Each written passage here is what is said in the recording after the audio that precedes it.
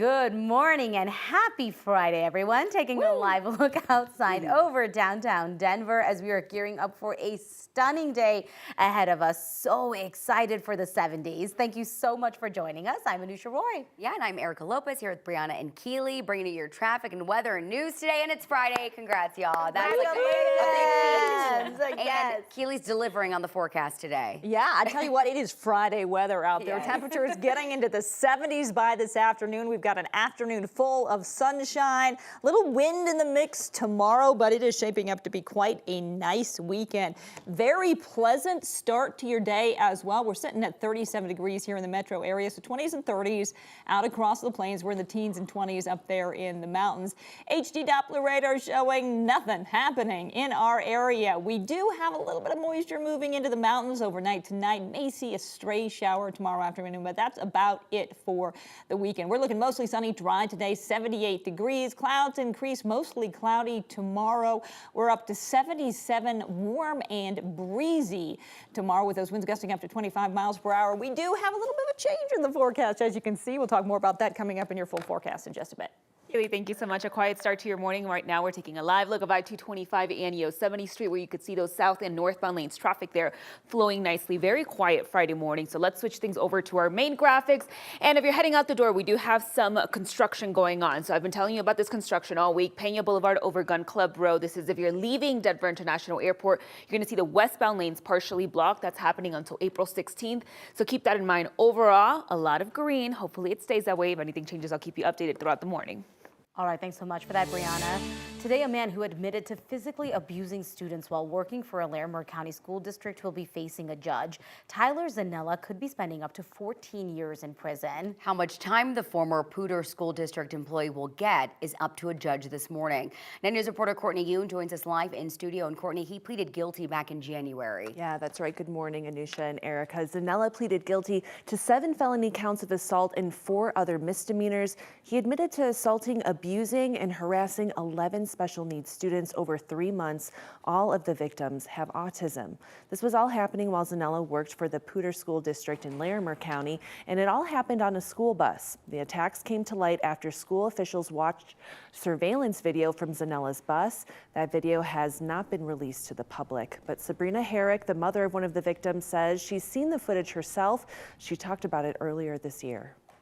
He's leaning over the seat, and she turns and sees him and throws her arm up, just automatically. And he shoves her arm down and then proceeded to spend the next 3 minutes standing over her, flicking her in the face repeatedly. Zanella was hired by the school district despite a prior conviction on a misdemeanor child abuse charge. Poudre School District says their policy barred them from denying him a job despite that record, but the district also said it was reviewing its hiring practices, planning to share the results of the review sometime this spring. In the meantime, the district did implement additional training for bus drivers and aides and new ways to report concerns. Courtney Yoon, 9 News. Unfortunately, it's not the only case like this that we're following right now. Your heart just breaks for those families. Thanks so much, Courtney. We appreciate it. Today, one of 2 people charged in the largest casino heist in Colorado history is set to be sentenced. Juan Gutierrez Zambrano took a plea deal last month.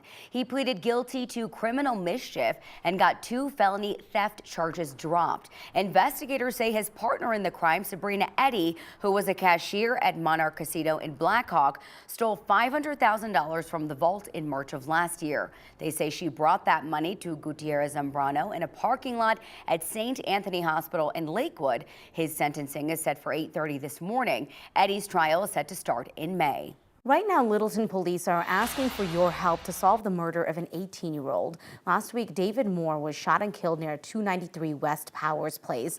That's near Broadway and Littleton Boulevard. Officers are looking for this car. It is a 2009 to 2014 dark-colored Acura TL sedan.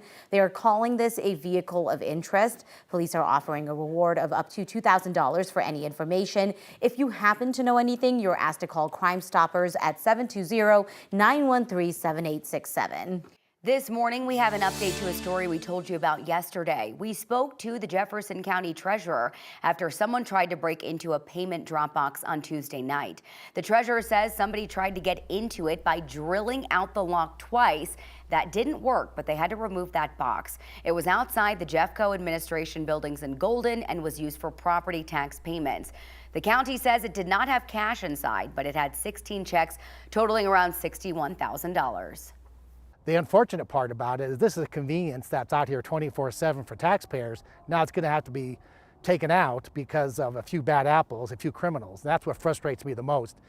So there is still a drop box inside the front lobby of the Jeffco admin building. You can access that during business hours Monday through Thursday. You can also pay online. Right now, Colorado lawmakers and advocates are working on a bill to change the state's education funding for the first time in 30 years. That proposal would cost $500 million.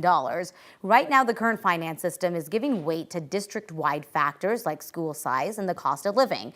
Critics say that favors wealthy communities. It also means Colorado's funding per student is way below the national average. A new formula recommended by a bipartisan school funding task force would give more funding to school-based factors like the number of students living in poverty or English language learners. It would require nearly $500 million in additional state funding per year. And now there are questions if the funding and any changes that are paying for it are actually sustainable. Does the state have the dollars to put into this in order to assure parents that if they have it this first year, will it be there again in year 2, in year 3, and year 4? Superintendents have also questioned lawmakers on whether the state could sustain that kind of spending. Democratic House Speaker Julie McCluskey insists the money is there and says that she wants to phase in the additional funding over several years. New this morning, some teachers say they're not prepared to deal with an active shooter on campus. According to a new report, 1 in 4 say they've experienced a gun-related lockdown in the last year alone. Researchers reached out to more than 2,500 kindergarten to 12th grade teachers.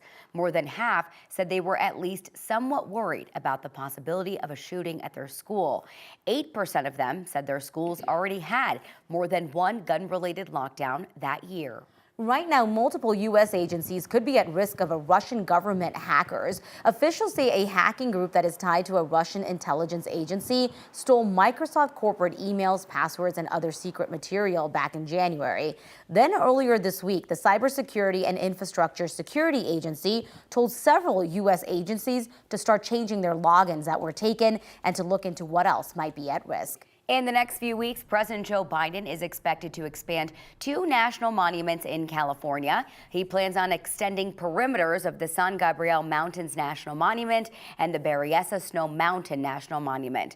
The 2 were first designated by former President Barack Obama. If finalized, these expansions will protect sacred sites for Native American tribes, conserve land, and expand access to the outdoors.